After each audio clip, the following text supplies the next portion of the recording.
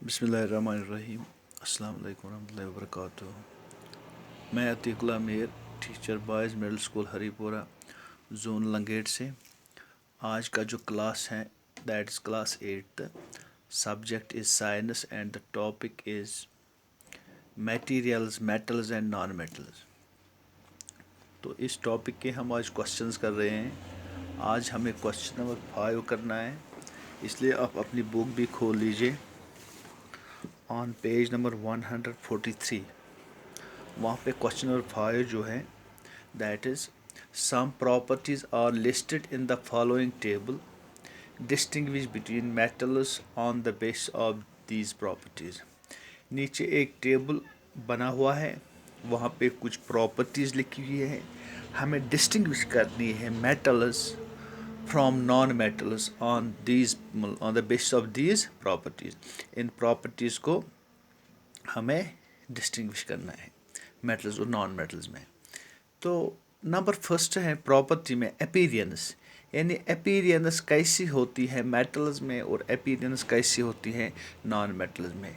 और जब हम देखते हैं मेटल्स आर सिल्वरी और ग्रे इन कलर में ये सिल्वर कलर की होती है या ग्रे कलर की होती है। नॉन मेटल्स जो होती हैं they are of different colours, so different coloured. Next hardness क्या? हार्डनेस जो मेटल्स में होती हैं वो solid at room temperature and hard. ये रूम टेम्परेचर में generally metals are solid at room temperature and hard, और ये हार्ड भी होती है।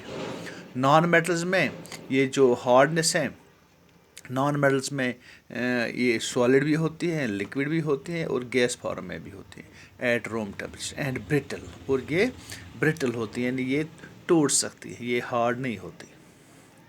Next is malleability. Malleability metals में क्या होती है?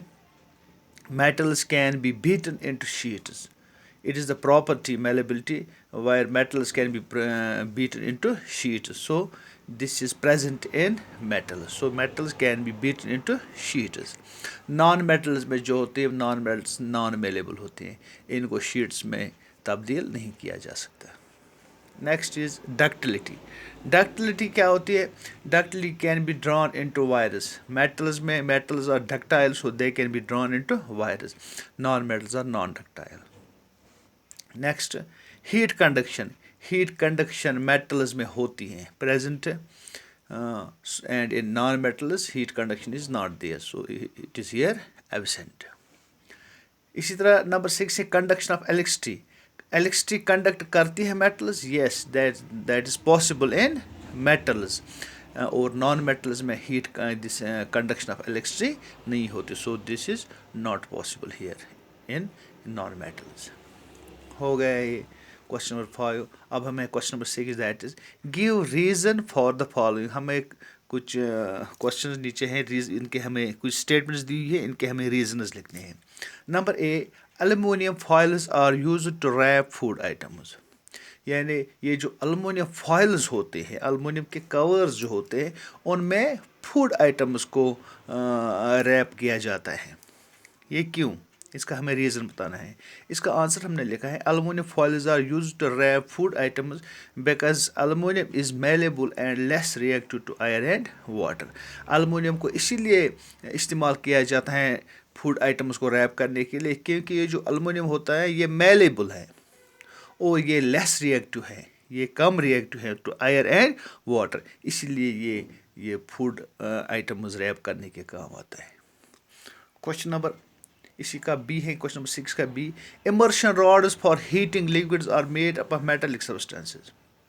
जो इमर्शन रॉड्स होती है वो यानी जिसको हम घर में वो बॉयलर्स वगैरह होते हैं, दोज आर इमर्शन रॉड्स, वो मेटालिक होती हैं। इसका हमें रीज़न बताना है कि वो मेटालिक की होती हैं। Immersion rods are for heating liquids are made of metallic substances because metals are good conductors of heat and electricity.